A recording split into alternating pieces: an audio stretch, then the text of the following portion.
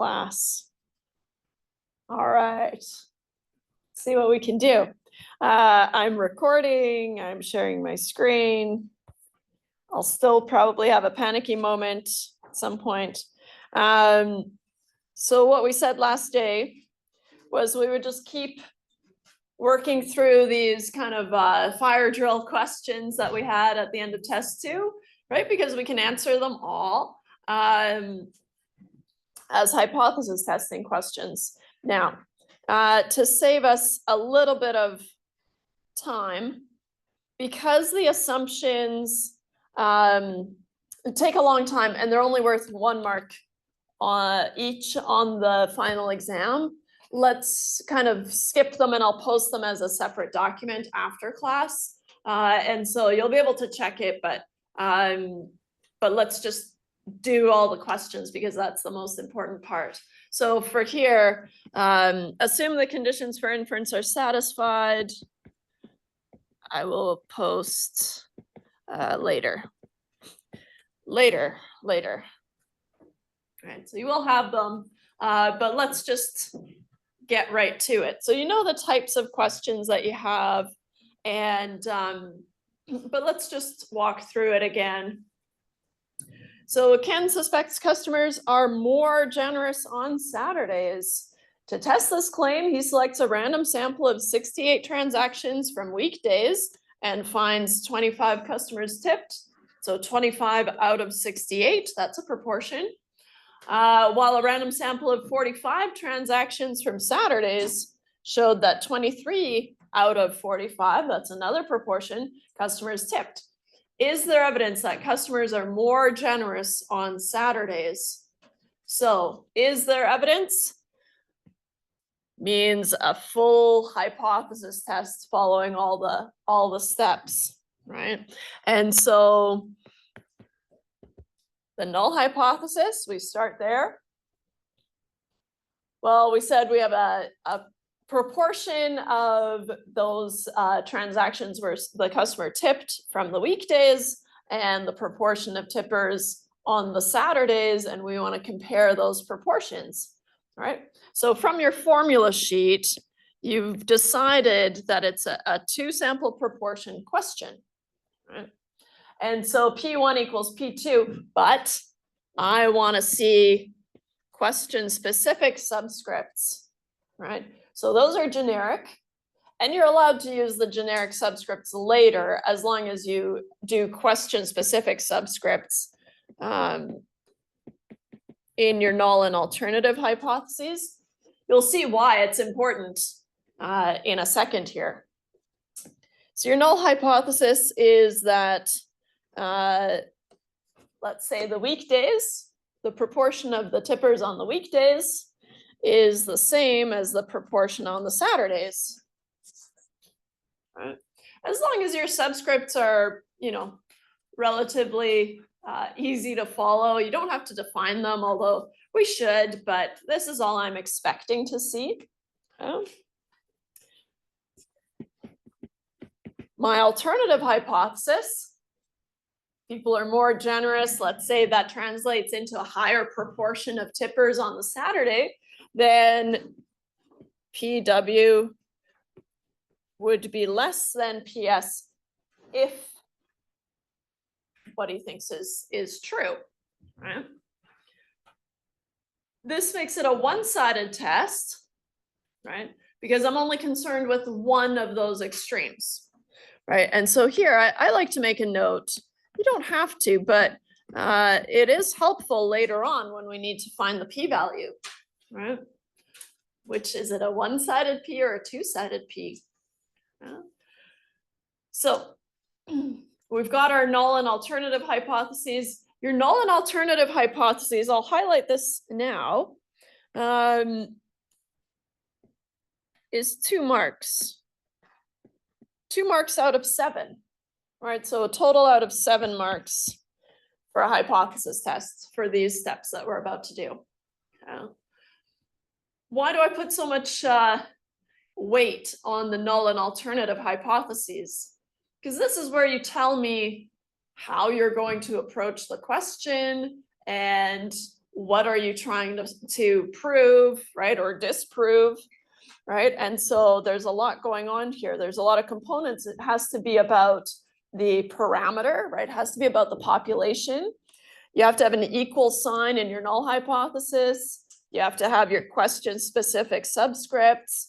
You have to have the right sign in your alternative hypothesis, right? And I don't even do marks for the one-sided test, but it's just to help us later on. Right, so there's a lot going on there, right? Then once we've decided, okay, from here, we've just already decided this is a 2 sample proportion question. So on your formula sheet, you can grab it. You're stuck, and let me just put a little mark on there so it bumps it to the top for me. Then you're stuck here in this section of the formula sheet, right? In fact, for the hypothesis test, we're stuck down here.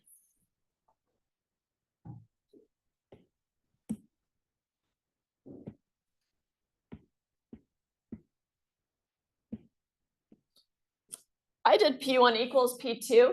You're more than welcome to do PW minus PS is equal to 0, but it makes the alternative a little bit harder, right? Because then you have to do it relative to 0. And so I prefer this way. It's a little bit easier to think about. Now, step 2 is calculate your test statistic, which is always the calculation that follows on your formula sheet, right? I give you the null and alternative, or the null hypothesis, and then the test statistic, Z. Now, Z is a bit of a beast, right? Because we've got P1 hat, P2 hat, fine, we've got those guys. But then we've got this P hat, Q hat. That's the pooled proportion. Where P hat is the pooled proportion estimate. Let me just zoom in here. Where P hat is the pooled proportion estimate, right? Depending on what information you have, we are lucky enough to have X1 and X2, right? And N1 and N2, so we can just pool them that way, right? And so here, we're gonna need the pooled proportion. So let's just label these. We've got X1 is 25, right? From the weekdays. Let's call that group 1. And N1 is 68. All right. It's the total sample size from the weekdays. And then N2 is 45 and X2 is 23, right? X, capital X, is the number of successes, right? And so here, X1 plus X2 over N1 plus N2. What's a check-in point that you could have? You could say, well, I know my P hat is a mashup of my other 2 proportions. So if I have those calculated already, which we don't yet, but you might, right? Then your P hat should be between those 2, right? And so 23 plus 25 divided by, I should do them in the right order here, sorry. X1 is 25 plus 23. Doesn't matter, but might be confusing. Over 68 plus 45. I do this on my trusty calculator.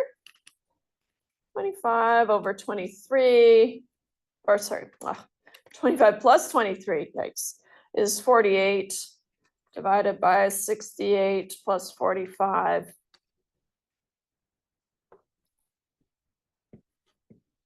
I get a P hat of roughly 0.4 to, let's go for 5 to 3 decimal places. I'm being lazy today. I'm allowed to, it's the last week of classes. For me too. let's calculate, before we start off with a Z, let's gather all our components, right? And so we need to find P1 hat, and maybe I'll use a different color. What have I used already? I'm using green for P1 hat is X1 over N1, which was 25 over 68.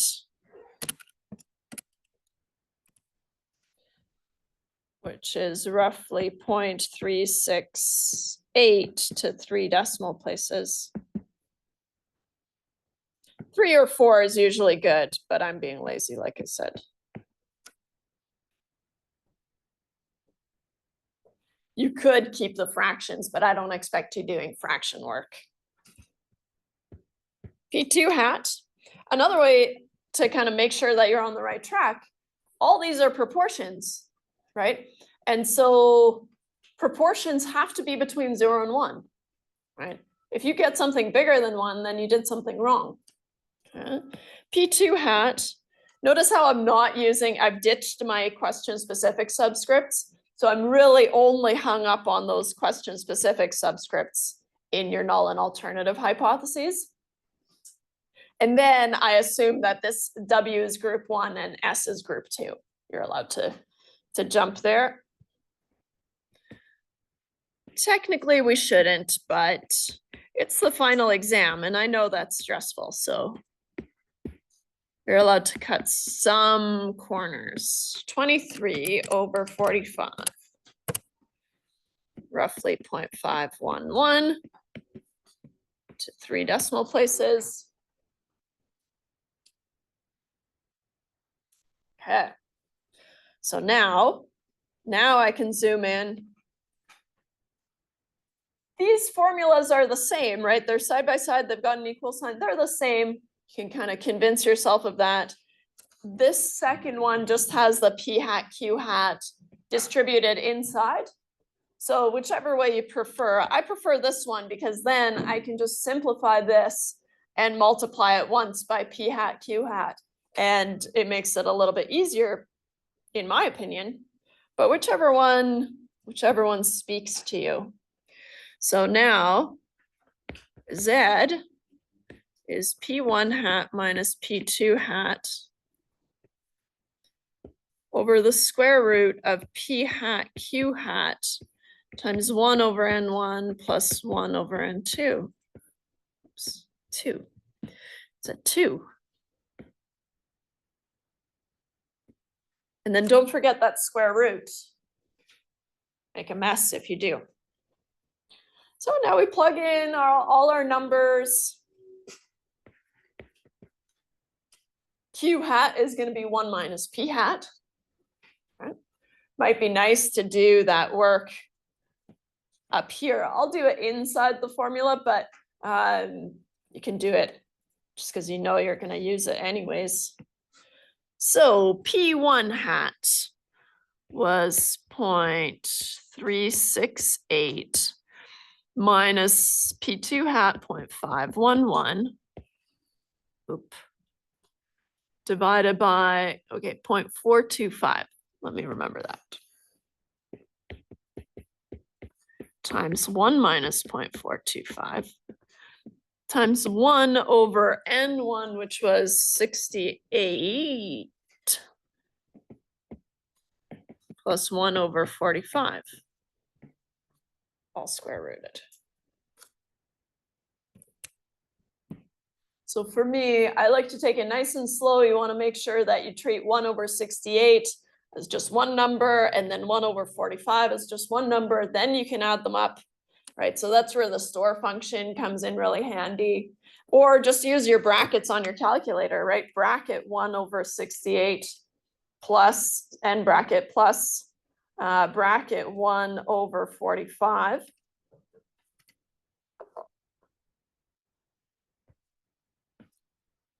This step is optional, but in terms of simplification, it might be nice to see what's going on. 0.425. And then I'll leave a bracket for 1 minus 0.425 because I already have 0.0369 on my calculator. Did something weird and I kept 4 decimal places instead of 3, but just because it was ending with a 9. 1 minus 0.425 is 0.575 times 0.425 times 0.0369. I get something really itty bitty. Oh, and I forgot my numerator. Didn't store it. Okay, well, 0.368 minus 0.511. I get negative 0.143.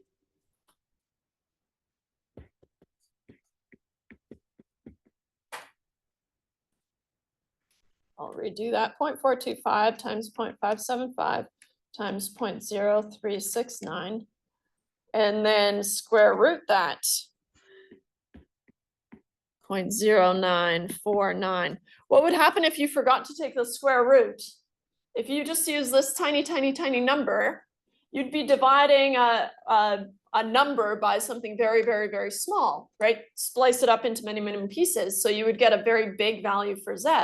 That can happen. And as long as you follow through with that, that's only half a mark off. It's not a big deal, right? But if you end up with a huge value for Z, you probably forgot to take the square root.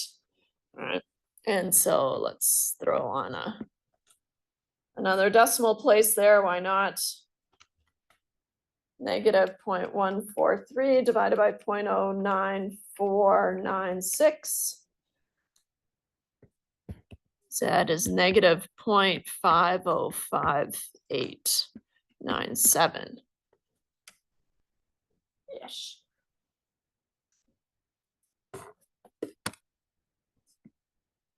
All of this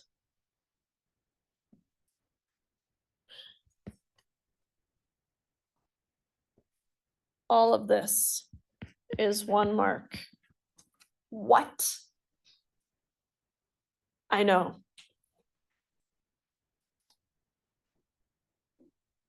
A lot of places you could go wrong, but as long as you follow through with whatever value you found, that's not the point of this, right? Am I checking, can you do math? I mean, within reason, but really what I'm checking is, do you have this procedure down where, okay, now whatever I find my Z to be, this tells me that the proportion of tips on the weekdays is 1.51 standard errors below the proportion of tips on the Saturdays, right? You don't have to say that yet, right?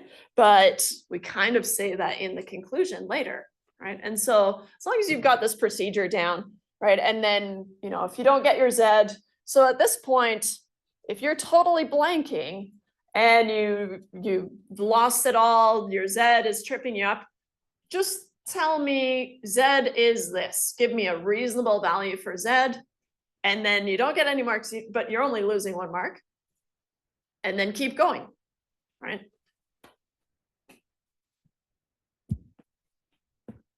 Life hack. You can just memorize a problem. You don't get marks for the right values, but as long as you follow through, right? That's easier said than done. But I mean, in theory, by my marking style, you could do that. I don't want you to, but be very confusing for me. But as long as you've got the procedure. So now what's your next step is finding the p-value, right? We don't communicate results in terms of Z, we communicate results in terms of probabilities. And so now we calculated a Z. So I'm going to do this little shorty version of the table, right? Because I only need my Z star line. What do we try to do? I need to place the absolute value of this z somewhere along this line. So how do we write that out properly? The absolute value of z is negative 1.506, let's say. Just want to be careful that you're not, exactly on a line. Then you need to figure out which side you're on, but that'll never happen. Well, can, but I'll make sure it doesn't happen. This z, the absolute value of z is somewhere between two values. 1.506 would be somewhere between 1.282 and 1.645. It's not until now that we need to remember if I have a one-sided or a two-sided test, right? It would be a two-sided test if I want to know if there's a difference in the proportion of tips, right? So if I have a not equal to up here, then that would be a difference and it would make it a two-sided. But I'm only concerned with one extreme. So I have a one-sided test, which means I need the one-sided p.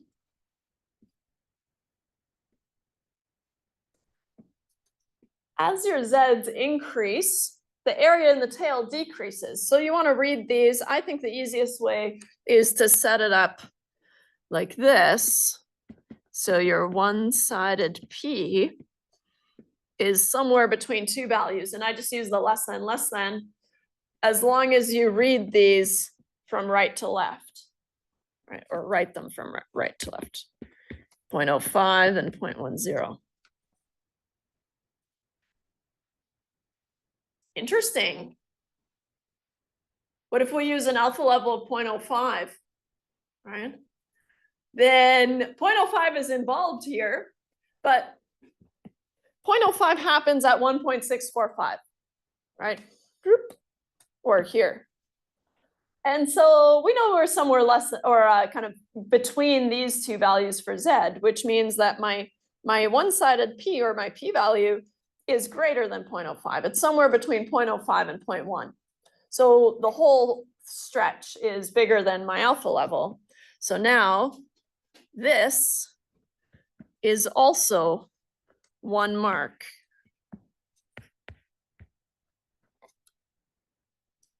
Two marks for the null and alternative hypotheses, 1 for your test statistic, 1 for your p-value.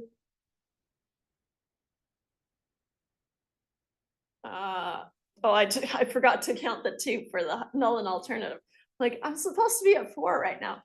And so that means that there are 3 marks left over for the conclusion, right? And so that's your moneymaker.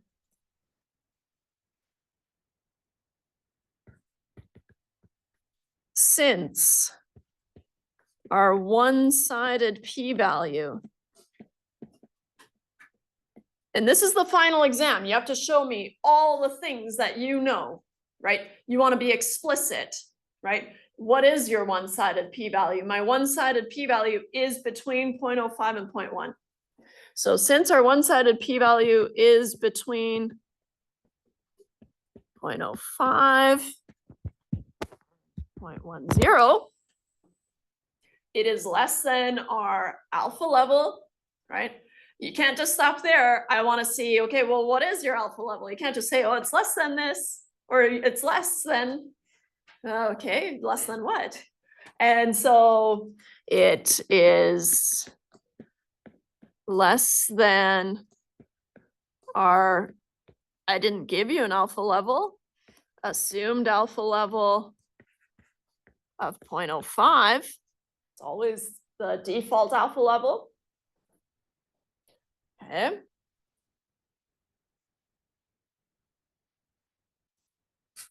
Which means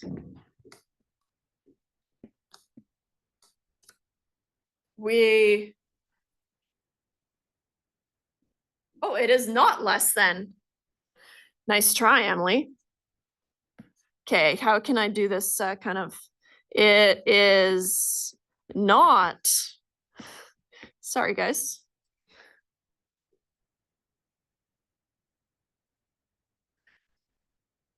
which means we do not have enough evidence to reject H naught. We do not have enough evidence to reject H naught. Notice the symmetry. That's how I caught myself. I was missing the naught, right? It either is less than the alpha level and we do have enough evidence to reject H naught, or it is not less than the alpha level and we do not have enough evidence to reject H naught. The conclusion has to be in terms of the null hypothesis. Otherwise, I'll take a mark off. I know, mean, but we did all our testing assuming the null hypothesis was true, right? So if you never want to mention the alternative hypothesis in here, that's fine, right? It doesn't come into play until our final conclusion, right? And so, and I don't want to see the word accept. We never accept anything. In fact, there's between a 0.05 and a 0.1 probability that we're wrong, right? Is basically what the p-value is saying, right? And so there's always a probability that we're wrong. And so we never, ever write accept. And I'll take a mark off if you do. So what does that mean in terms of the question?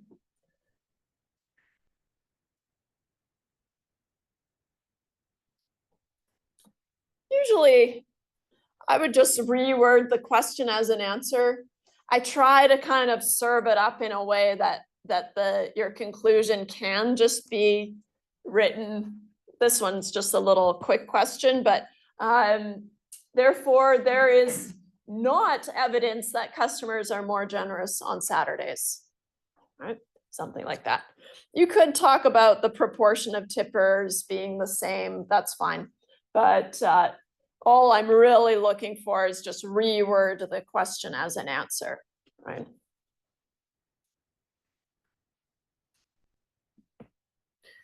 Therefore, there is not evidence that customers are more generous on Saturdays. Oops.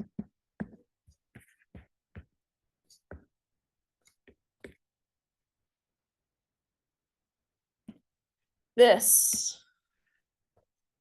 is 3 marks.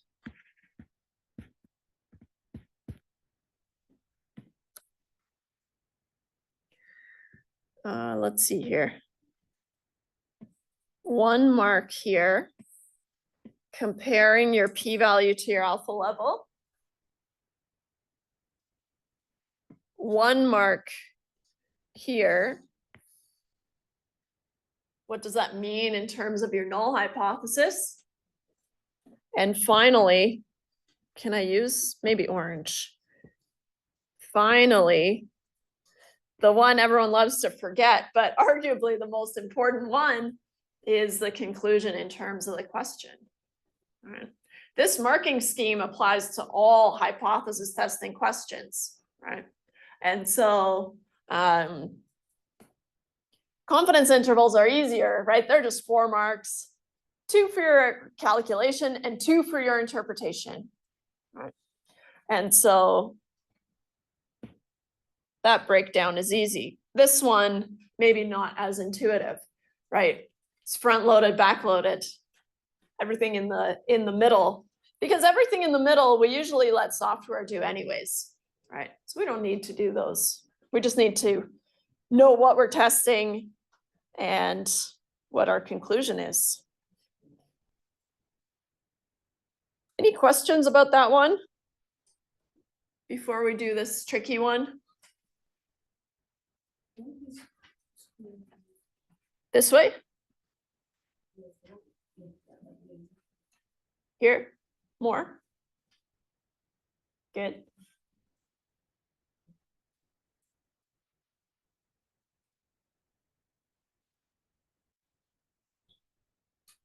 Now I'm going back. I'm going to erase this. This was from last week. We did talk about it, but let's go through and actually solve it. So one sample mean, and it tripped up, that question type tripped up a lot of people. Yeah. It's because in life, it's pretty rare that we're actually going to have a one sample mean question, right? Usually we end up comparing two means, right? And so I understand why people wanted to say it was a two sample mean problem, but for a two sample mean problem, you need to have standard deviations for both and sample sizes for both, right? And so, and there's kind of some sneaky wording here, not sneaky, but weird. So Marge has noticed that customers tend to spend more time lounging in the coffee shop during the winter months. She randomly observes 31 customers and finds the mean lounging time is 30 minutes per visit with a standard deviation of 6 minutes in the winter months. Now those numbers might be different in the different versions. I can't remember, but doesn't matter. We're doing version 1, I think. Marge knows the mean lounging time in the summer months is 27 minutes per visit. So if she knows this, then we can consider that just a benchmark, a population mean. Is there evidence that customers lounge significantly longer in the winter months than in the summer months? And so it's a one sample means problem because, well, it's a mean because I'm given a mean and a standard deviation. That's my major clue, right? As soon as you see the standard deviation, it's going to be a means type of question. Then you just need to figure out which type of means question, right? And so paired data, you need to know the mean of the differences and the standard deviation of the differences. We don't have that. And for two independent sample means, you need to have standard deviations for both groups, right? Which we don't have. So we're stuck at comparing the mean to, well, in general, mu naught, right? This is from your formula sheet. But we want to compare, right? Your mu naught is always going to be the number you want to compare your mean to. So we want to compare X bar to 27. Therefore, mu naught is 27. So we have the null hypothesis is that mu is equal to 27. And the alternative hypothesis that mu is something else compared to 27. I'm going to go back to the question and see, is there evidence that customers lounge significantly longer in the winter months than in the summer months? That's going to look like this. Oops. Wow, I can't draw. That's going to have to do. Because this mu is going to be represented by a sample from the winter months, right? So this is going to be the population mean lounging time in the winter. How does that compare to 27, which happens to be in the summer, right? And so this is from the winter, right? So then mu would be greater than 27 is my alternative hypothesis. And again, we have a one-sided test.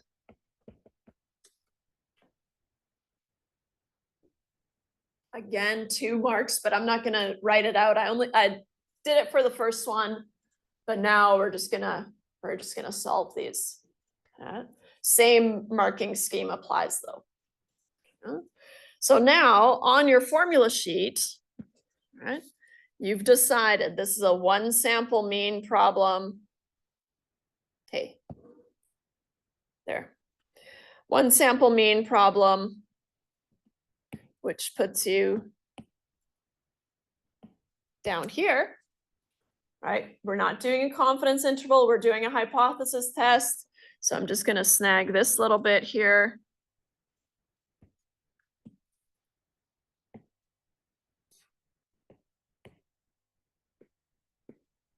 Even if you're not sure what to do for a question, if it's worth 7 marks, it's a hypothesis test. You just need to figure out, okay, where do I go from here? So we've got our null and alternative hypotheses. Of course, you have to have your 27 in there, right? Your mu naught is 27. But then we're on easy street, right? I can calculate my test statistic, which is step 2. So T is X bar minus mu naught, right? How far is my sample mean from the hypothesized mean of 27, taking into account S over root n is my standard error or my spread. So I have a sample size, oops, yep. 31 customers, n is 31. She finds the mean lounging time is 30 minutes, so X bar is 30, with a standard deviation S of 6. Okay. Plug those in. 30 minus 27 over 6 over the root of 31.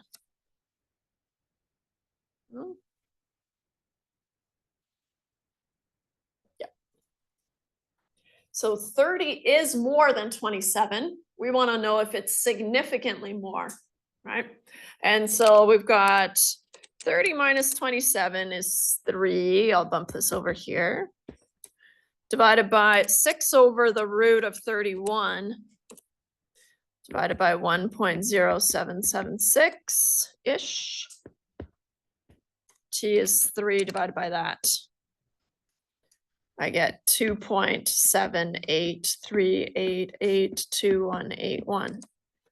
Already, I suspect I'm going to reject H naught, right? Because this tells me that 30 is almost 2.8 standard errors above 27, right? That's quite far. We use 2 as kind of a rough guideline, right? And so now I've moved far enough away that I'm likely going to reject H naught. But we need the p-value to confirm. So now, using the t-table, with degrees of freedom equal to n minus 1, and I just do the calculation in the row here, 31 minus 1, which is 30. This is where you would also say, but using whatever your degrees of freedom you're using when you round down in the table, if it's not exactly there. In our case, 30 is on the table. It's the last kind of jump by 1 that's on there. So we have 30 degrees of freedom. Let's see here. Which means we're going to be here. If it's on there exactly, that's the one you use. Right. I'll bring this in so we can see it.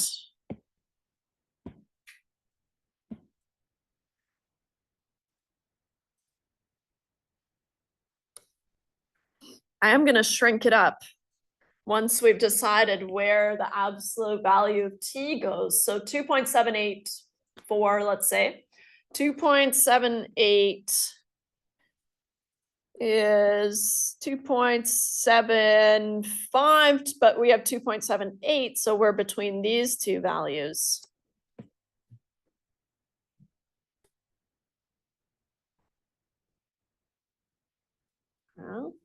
So our calculated t is somewhere between these two values. This is where we need to remember if I have a one-sided or a two-sided test, right? We want to know if the mean lounging time is more than 27. So I only care about one extreme. So trace these down. And my one-sided P is somewhere between 0.0025 and 0.005. Don't let those zeros trip you up. Now we've seen this, and I'm going to park it over here. Because it's not part of, it is part of what we have to do, but not what we need to show. So the absolute value of T equal to 2.78388, let's say, oops, absolute value, is somewhere between those values we found, 2.750 and 3.030. Again, if you pick the wrong values that capture your T, that's fine, right? You won't get that mark, but just half a mark off as long as you follow through. And so then your one-sided P is somewhere, and just reading it from right to left or backwards if that's backwards to you, 0.005.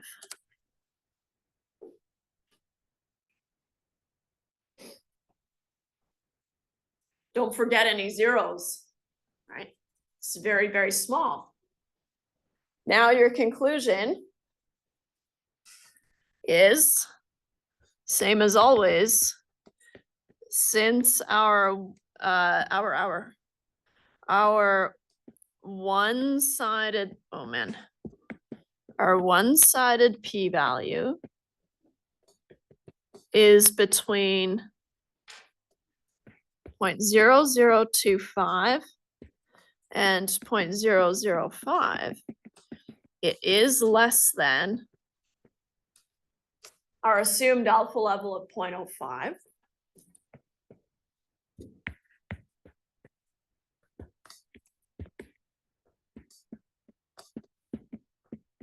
Which means we have enough evidence to reject H0.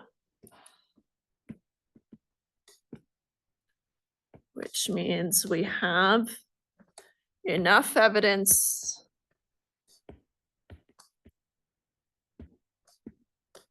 to reject H0. This is where, if you're rejecting H0, that's where you can introduce, okay, I'm rejecting H0 in favor of HA, but I'm going to leave it out just to emphasize that you never really need to mention HA ever. Okay. Therefore, let's reword the question as an answer. Is there evidence that customers lounge significantly longer in the winter months than in the summer months? There is evidence. And I'm going to cheat and just save my wrist a little bit of writing.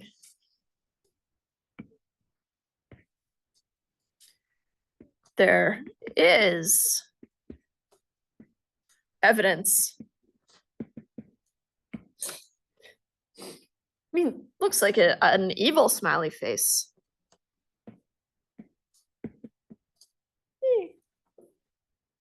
There is evidence that customers lounge significantly longer in the winter months than in the summer months. I'm going to scroll through everything that we did here. Starting from here down, besides the one-sided writing that it's a one-sided test, none of this was optional, right? You have to show all of these things, okay? And so none of it was optional. All has to be there, okay? And so, but look, it fits on one page. That's pretty good. Nice. Any questions about that one?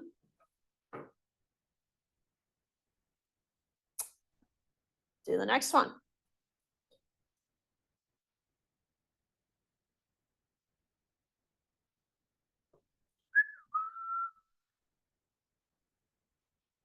Okay, we did that one.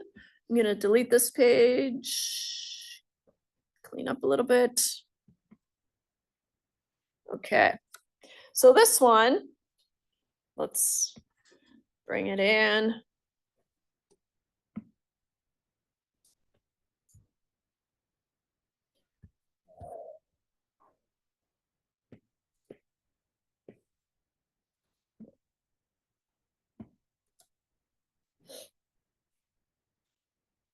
Marge considers herself a coffee connoisseur.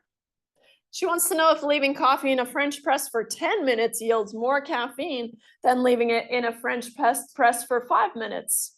I guess she's also impatient, but wants that caffeine.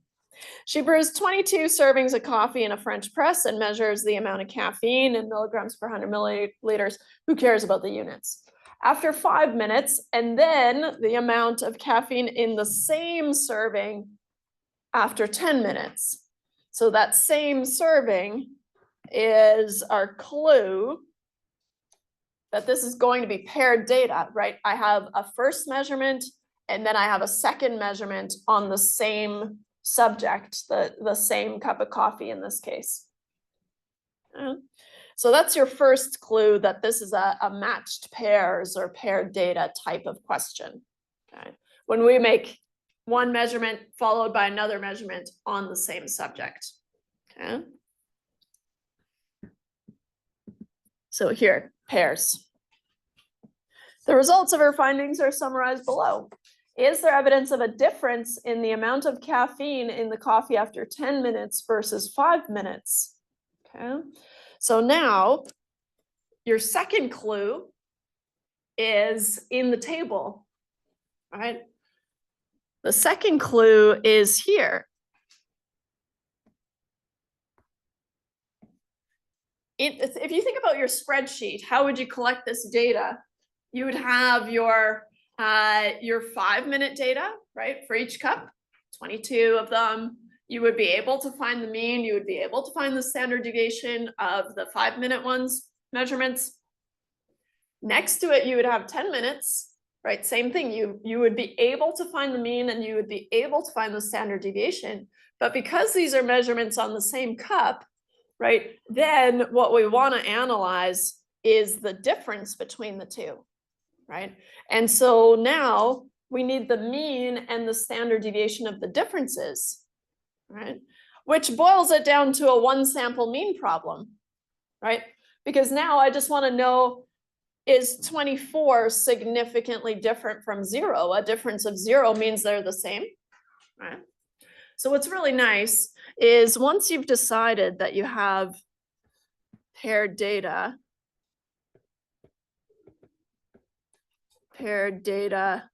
or I like to call them matched pairs, but the textbook uses paired data. So, but I think the matched pairs just kind of emphasizes that you're doing 2 measurements on the same subject. So now, what does that mean? That means you ignore this individual information. It exists, right? But you zero in on the mean of the differences, the standard deviation of the differences, the number of differences. Okay. So on your formula sheet, once you've decided it's a matched pairs or paired data type of question, we're in here. What's really, really nice about a matched pairs question is the null hypothesis will always be this. We will always compare the mean of the differences to 0. So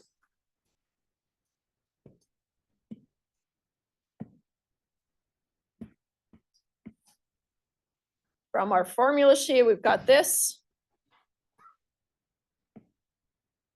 I would say that the paired data or the matched pairs is actually an easier version of the question we just did, right? Because you're comparing the mean of the differences to 0, right? And if you drop all these little diffs here, right? We've got the exact same question that we just did, right? We have the diffs on here because we're analyzing the differences and we want to emphasize that. But what's our null hypothesis in this case? Nothing to it. mu diff is equal to 0. We don't make any changes. Question or resting? No, you're allowed to rest. Hopefully if it was a question, you'd be like, hey, want to make sure you're allowed to. Your alternative hypothesis is going to be about mu diff. How does it compare to 0, right? That's always true. You just bring those other two down, right? And the sign here can be a little bit tricky, right? Because I've been nice. How is this nice, Emily? Well, is there evidence of a difference in the amount of caffeine, right? Is it different from 0, right? So not equal to 0. So here, that would be our alternative hypothesis. Really, what she would probably want to know is if there's significantly more, and maybe I shouldn't, no, I will leave these crossed out. I was going to erase that, but I'm going to leave them crossed out.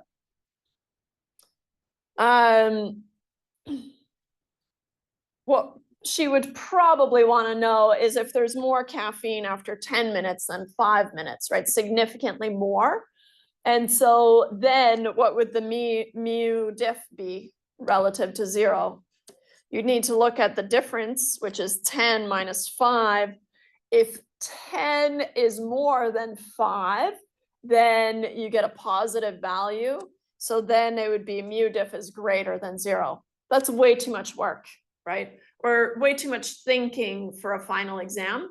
And so if it's a matched pairs, I always make it a two-sided test, right?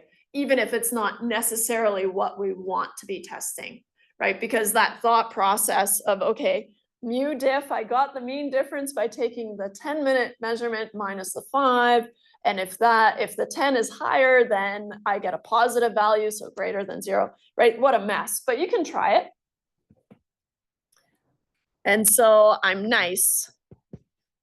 And I just want to know if there's a difference. Making this a two-sided test, right? I'm concerned about both tails.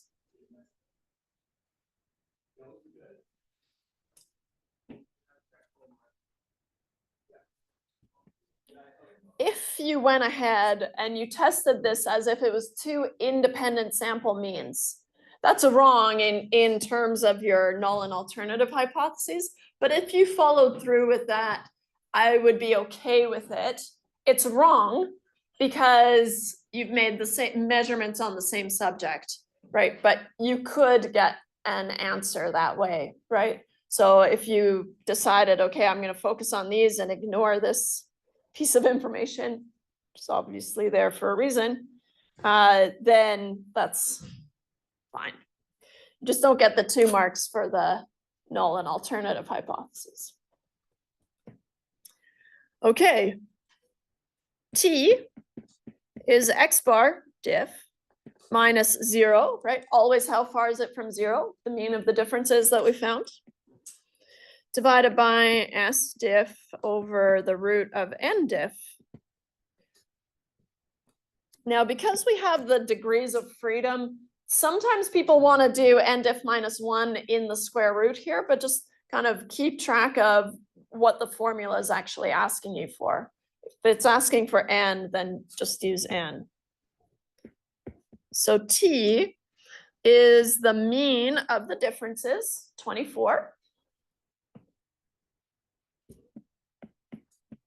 How far is it from 0? If the spread is 48 over the root of 22.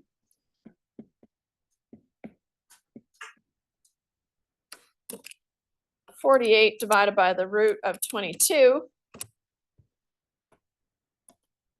We have quite a large spread, 24 over 10.2336.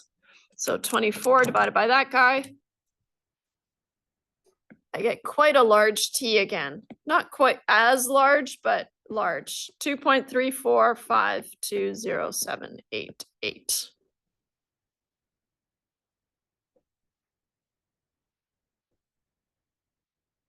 here, I suspect I'm going to reject H naught, but it's pretty close to 2. So we're going to need the p-value to back us up. So we, using the t-table with degrees of freedom equal to n diff minus 1, which is 22 minus 1, which is 21. That's nice because there's a 21 line.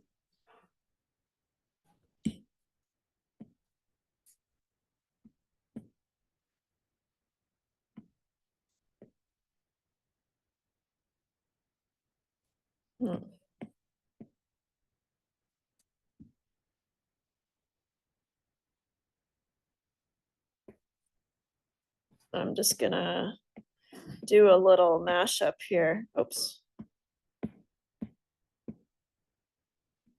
So I don't have to bring in a huge screenshot or whatever we're calling this thing.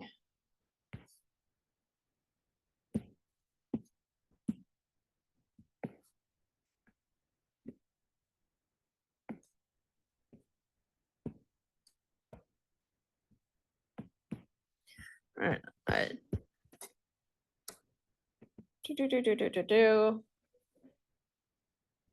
My t is positive, otherwise I'd need to drop the negative if it was negative.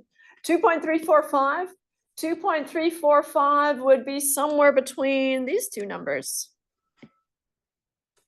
which means my two-sided p-value, right? Because we said it was a two-sided test, is somewhere between 0.02 and 0.04. So the absolute value, put it in the center of 2.345 is somewhere between 2.189 and 2.518. So then the two-sided p value, or the two-sided p, is somewhere between 0.02 and 0.04. Just because I want to keep it on one page for the solutions, can I do something weird and bump this over? Maybe it's not that weird. It's normal. Here.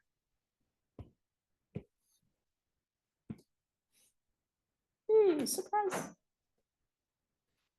Just a little rearrangement.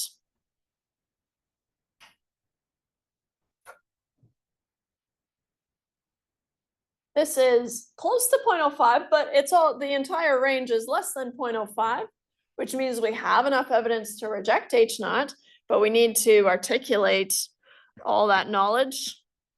So since our two-sided p-value is between, is between 0.02 and 0.04. It is less than our assumed alpha level of 0.05, which means we have enough evidence to reject H naught.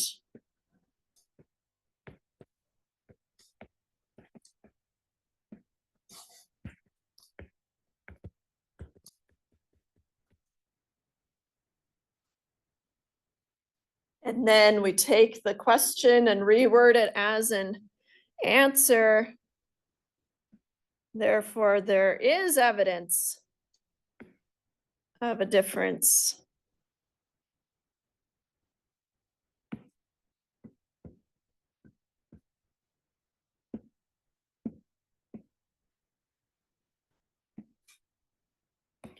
Therefore,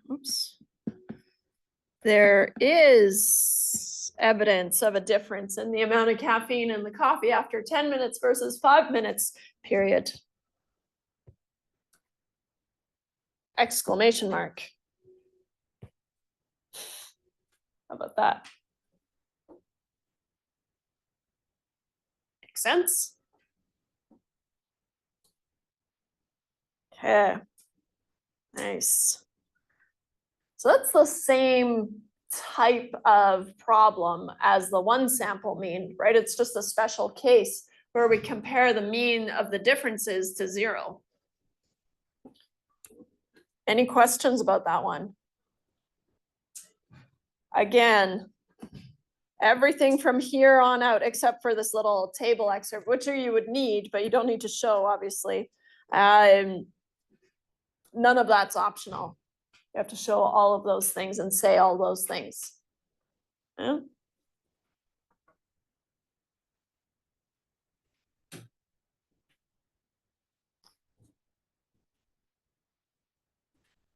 And finally,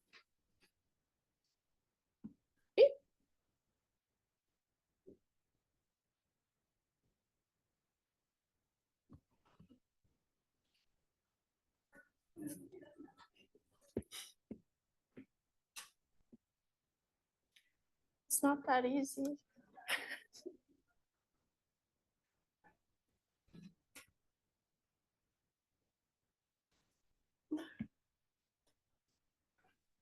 Our last question, I have no idea. Oh, we're doing great. These things can take a long time, right? And so I was kind of worried. I think it's because I cut out the assumptions. And if we have time, we can go through them, but I'll post them separately if we don't want to do it. This is more important. Barbie claims she completes the majority of transactions made at Meerkat Mocha Oasis. She collects a random sample of 45 transactions and finds she completed 26 of those transactions. Is there evidence to support her claim that she completes the majority of transactions? So this is a proportion question. My first clue is there's no mention of a mean or a standard deviation, right? So then I'm kind of hooped, right? So it is a proportion type of question, right? So then my choices are one sample proportion or two sample proportions, right? And so, okay, this is a one sample proportion because I only have one sample of transactions with some number of successes. And so I have N1 is 45 and X1, or I guess I don't need the ones because there's only one group. X is 26.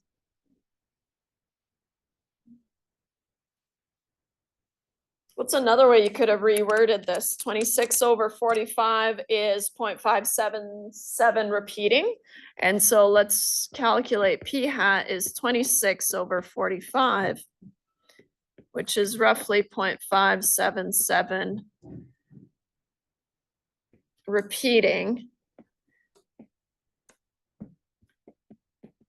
Let p hat be 0.578 just for simplicity. How else could we have worded this question, right? She collects a random sample of 45 transactions and finds she completed 57.8% of those transactions, right? Then you could work backwards and find the number of successes is 26, right? That's more for checking your assumptions, right? But there are two ways that you could have this phrased, right?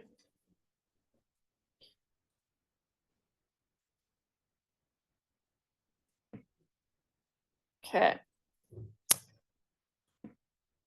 We've decided it's a one sample proportion question, hypothesis testing question. So on our formula sheet, one sample proportion, hypothesis test. So we're here. Copy.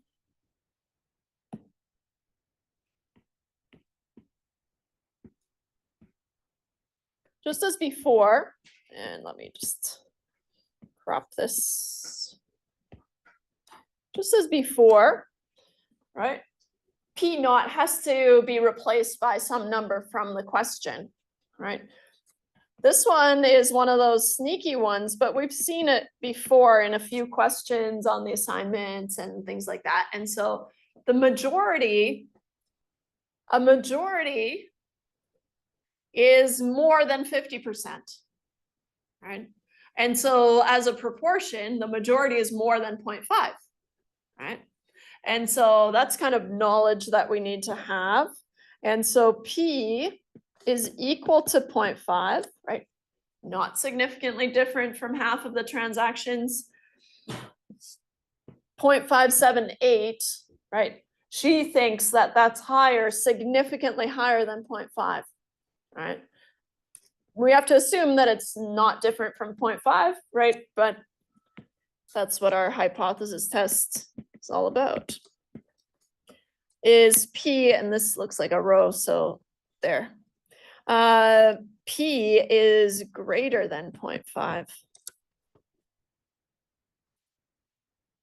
Right, to have the majority, it has to be more than 0.5. This makes it a one-sided test because I'm only concerned with one extreme, right? P being greater than 0.5. So now my P naught here is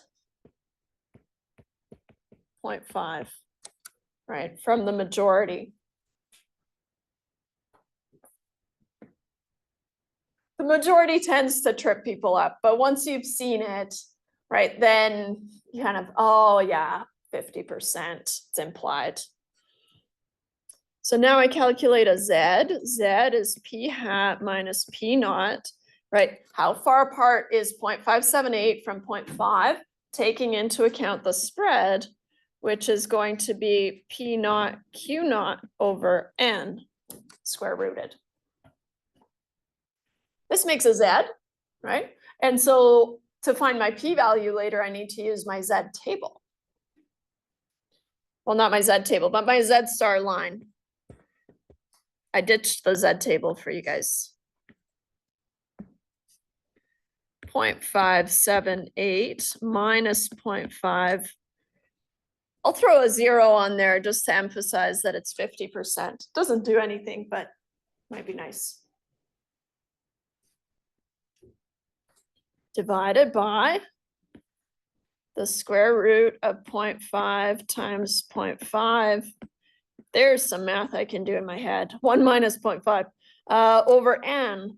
How many transactions? 45. Okay. Slow and steady, simplify that fraction inside the square root, then take the square root. Z is 0.078 divided by 0.5 times 0.5 divided by 45, and then the square root of that, 0.0745536, let's say. 0.078 divided by that answer. I get a Z of 1.046479813. Telling me what? My gut reaction then is I will not have enough evidence to reject H naught, right? Because what is this saying? This is saying that 57.8% is only 1.05-ish standard errors above 0.5. That's not enough to be considered significantly different, right? And so now our next step is we find the absolute value of Z equal to 1.0465, let's say, is between what two values? Let's delete this and remove this. Now I'm back in my Z star world.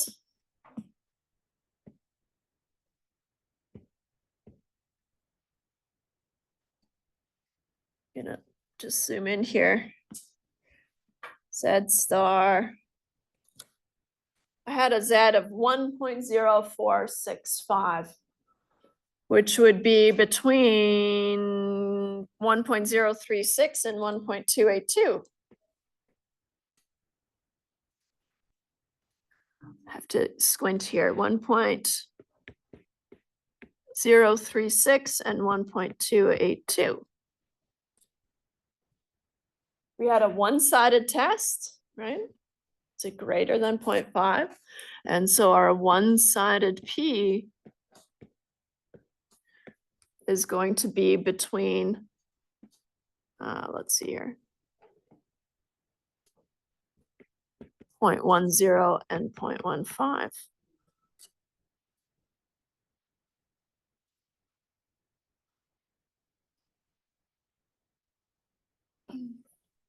Our conclusion then is same blurb, right? There's a lot of things that we need to say, but once you kind of have the hang of it, it's not hard. You're just saying all the things you already know, right? And so since our one-sided p-value is between 0.10 and 0.15, it is not less than our assumed alpha level of 0.05, which means we do not have enough evidence to reject H naught. Which means we do not have enough evidence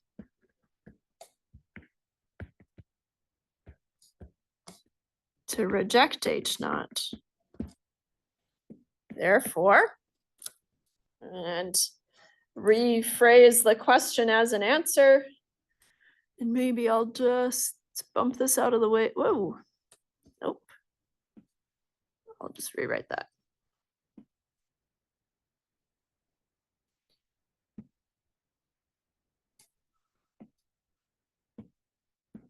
While I'm thinking of it. N is 45 and X is 26. Hopefully it copied properly. Paste, phew. Therefore,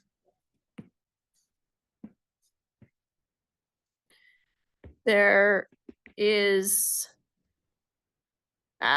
not evidence to support her claim that she completes the majority of transactions, period.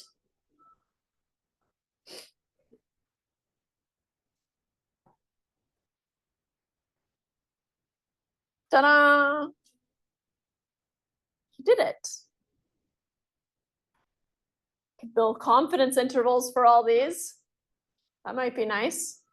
But usually at this point in the course, everyone's kind of okay with confidence intervals, right? It's the interpretation of the confidence interval that trips people up, right? Because doing the work for the confidence interval is only half of your marks, right? And then you have to say we are 95% confident that the interval from here to here captures, and then whatever you were trying to capture, right? So make sure you practice those. Wow. Any questions about these or anything really? Are there any other questions that you want to go through together? Do you want to end it here? Okay. Getting some slight head nods. All right. Thank you. Good luck with all your finals. I'll be around the week, the Monday, Tuesday for sure before our final exam, but I have exams in the morning. And so, but I'm always, if I'm here, stop by. Otherwise, you can always text me. Good job. See you for the final.